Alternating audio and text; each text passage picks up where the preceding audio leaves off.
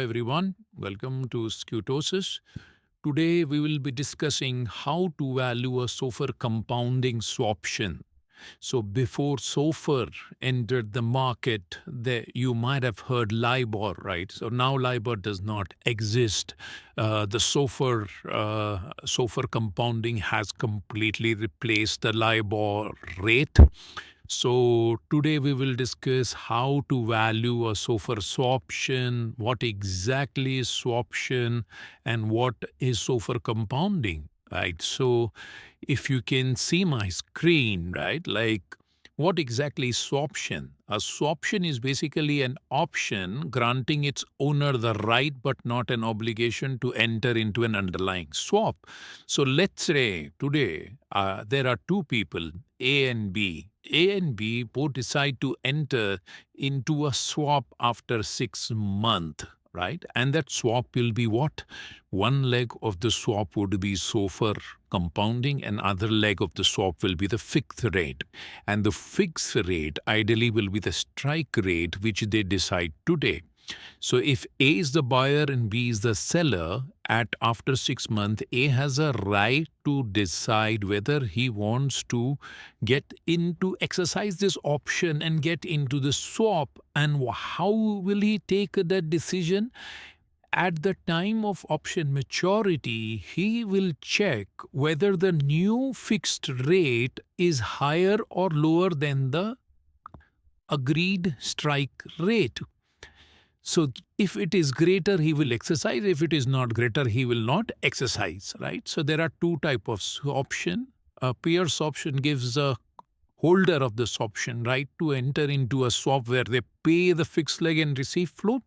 And receiver's option gives a right to enter into a swap in which they will receive the fixed leg and pay the float, right? So coming to this is a basics of swaption. Now let's try to understand how it is actually valued in real life, right? So if you can see here, this is a bootstrapping process, right? Like market quotes have been given for SOFR, right? If you see cash, SOFR futures, SOFR swaps, and using the market quotes, basically column F, we try to extract the zero coupon rate, that is a zero rate, right? And with this zero rate, you will now value the SOFR swaption, okay? So what exactly is SOFR, right? So many people might be what is LIBOR. So I'll tell you, like LIBOR, before earlier LIBOR cessation, right? All the US derivatives, right, cash flows were discounted using USD 3-month LIBOR because that was a very close proxy for the risk-free curve. But it had an inherent credit risk hidden in it because it was determined by few 10 to 12 banks, and it had certain biasness and credit risk was included because it was not collateralized. Now SOFR is a daily rate and it is a collateralized repo transaction, right? That's why it is completely risk free, a way better rate than LIBOR in terms of credit risk and in terms of tenor, right? Underlying LIBOR tenor for a 3-month was at least 3-month maturity, but for SOFR it's a daily rate, and the rates are actually the rates are actually determined using collateralized repo transactions. So that completely eliminates the credit risk which was already present, which was there in the LIBOR market, right?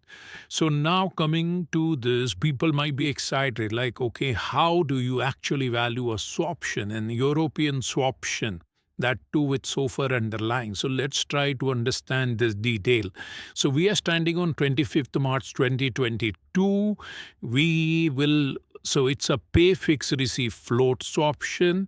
The discount curve is 490 SOFR. the forward curve is 490. So in order to value this swaption, we have to value the underlying swaps float leg, we have to value the underlying swaps fixed leg, and then we have to discount this payments, right? Discount the payments of float and discount the payment of fixed leg. So as I said, forward payments, which we have to determine today, what will happen in the swap will be determined using the SOFR, but again, they will be also discounted using the SOFR curve, irrespective of anything. All the derivatives, USD-based derivative, their cash flows should be discounted using SOFR curve. So for discounting, irrespective of anything, we would be using 490 SOFR, and the forward curve would be ideally to calculate the future SOFR payments for the underlying swap. The wall curve which we'll be using is the USD SOFR wall cube, which is basically both normal and log normal.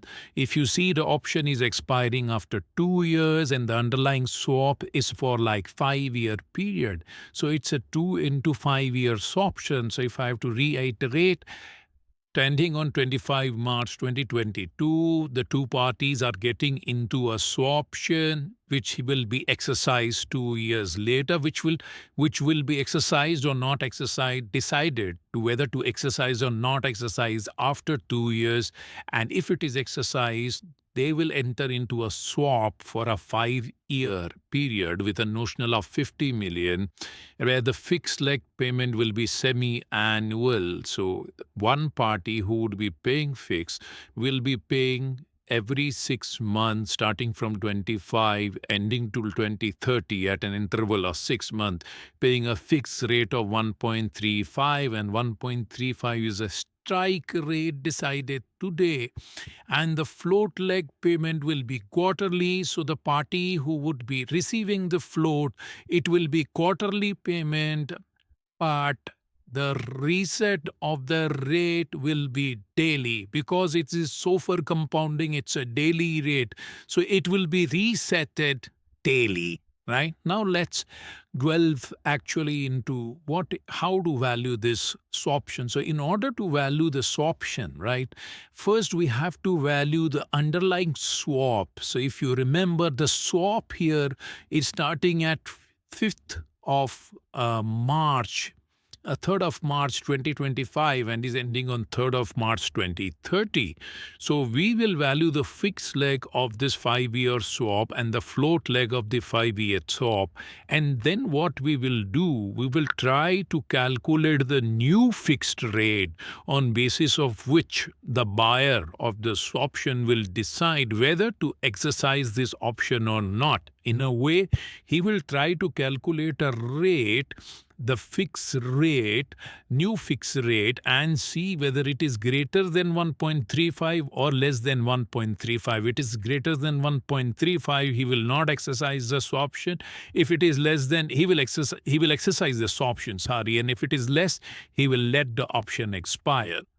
So coming to the fixed leg of the swap underlying the swaption valuation, we take 6-month interval, we take the notional, we know that after option expiry, we would be paying the strike rate as a fixed rate. So we know this is a fixed rate which will be going if this option gets exercised. So 1.35, we calculate the cash flow. Cash flow is nothing but notional into time into fixed rate. And then we discount it and discount using the SOFR curve. So this SOFR curve which you see is actually a very close proxy to the market. And this has been bootstrapped by the Skkewtosis quant expert using the market data, which you will learn once you be a part of Skkewtosis, right? So using the discount factor and linear interpolation, we got the discount factor for all the end payment dates and then discount the cash flows and calculate the fixed leg. Now coming to float leg, this is a very tricky leg actually. So if you see, SOFR is compounded daily calculation of forward rate, therefore the cash flow will be cumulatively added on daily basis. Since SOFR is compounded daily, but the payment is happening quarterly in floating leg, therefore all cash flows earned on the day will be cumulatively added to the next day interest payment because it's a daily rate. For every quarter, right, we have to calculate the forward rate, daily forward rate. Then you have to calculate the cash flow. And because it's compounding, so the next day interest depends upon the interest I have earned the previous day, which should be actually added to the notional. And based on the updated notional, the revised cash flow should be calculated. So if you see, we have completely broken down the whole 5-year period for a over close to 16 5 for 20 quarters, and within the 20 quarters we have broken it down on daily basis. So if you see, swap start date is 5th March. We have taken 1 day gap, 6th March. Again, we have taken 6th March, 7th March. So this continues till the whole 1 quarter, which should ideally end at June, right? So for all these dates, future dates, we don't know what will be the SOFR rate, right? So using the SOFR curve, right? Using the SOFR curve, we gotta predict what can be the future cash flows. So what step we should follow to calculate the cash flows? So once you have broken down into a series of daily dates, right, you calculate the time gap between the two dates, right? Say it's basically 1 day by 360. Now calculate the discount factor corresponding to the first date, right, from the SOFR curve. Interpolate. Get the discount factor for 6th of March from the discount curve, and then calculate the forward rate. Forward rate is nothing but df1 by df2 minus 1 by year frac. If you can see this formula, R2 plus R2 minus R1 into T1 by T2 minus T1, I have applied the same formula, but because we are using discount factor, we are not using this formula. It's just that if you replace R2 by discount factors, you will exactly get the formula which I am using. Once you get the daily forward rate, you can calculate the cash flows. Cash flows is nothing but, notional into rate into time, right? So it gives you a cash flow.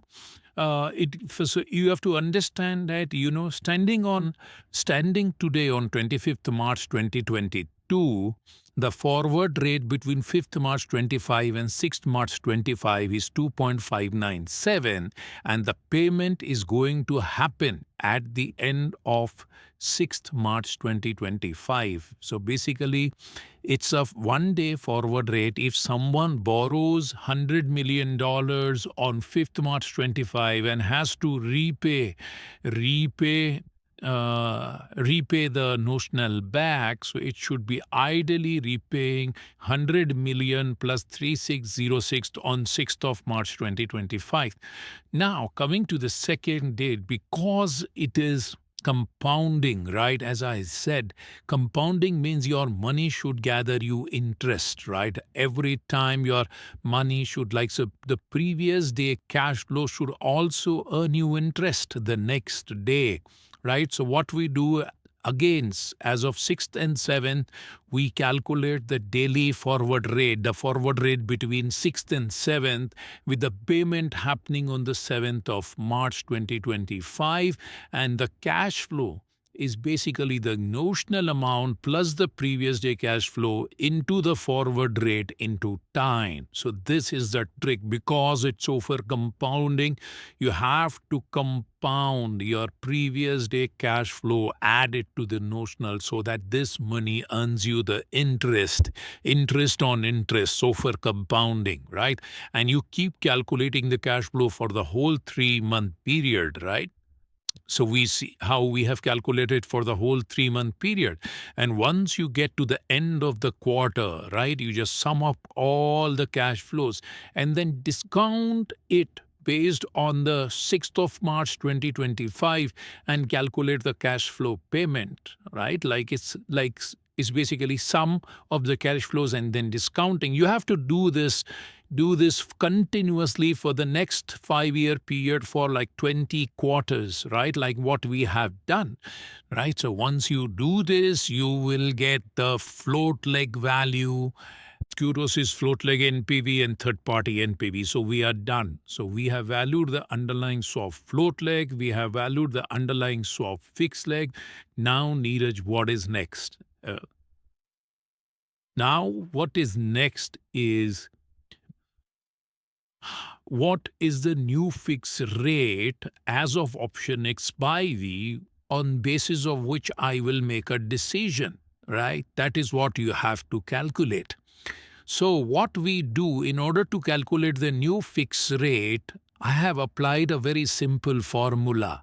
I have taken the forward leg value multiplied by the fixed rate, strike rate, divided by the fixed leg value, right, which will give me the new fixed rate. Or what you can do is that you can go to GoalSeek and you can say, hey, Excel, can you give me the new fixed rate on which my fixed leg value of 2.958 million, right, and my float leg value of 4.969 million becomes equal. So the Excel will give you one, GoalSeek will give you one rate. That rate that makes both the value equal. That rate is nothing but the forward swap rate. So if you see, our forward swap rate is 2.26, right? And we already know our strike. Now we have to value the option. So once you have calculated the forward swap rate, right, because it's an option, we need to find the vol component, right? So now if you see, this is how the SOFR compounding vol grid looks out to. We, in the A column, you see different option expiries. This is for 2-year, 5-year option. This is the normal vol grid at a strike level. This is the vol grid which actually is there in the markets, right? Like our quant experts as Skkewtosis have created this vol grid, which is a very, very close proxy for the of actual market data being used in the markets. Right. So once you see that, okay, my strike rate is 1.35 and I have the vol cube for a 5-year underlying swap, right? For a 5-year underlying swap for a tenor of 2 year, you will be interpolating vol between 1.24 and 1.74 for 1.24 and 1.74 strike and the given vols, right? So once your interpolation is done, this is a normal vol actually, and this is a log normal vol. For normal vol, we have to apply the Bachelier formula. For log normal vol, we have to apply the log normal Black model, right? So once you have the implied vols from the vol grid interpolated based on the strike rate and option expiry, what you can do is that you can simply calculate D1, what you actually calculate in Black-Scholes. Then what you can do is that you can calculate the ND1, ND2,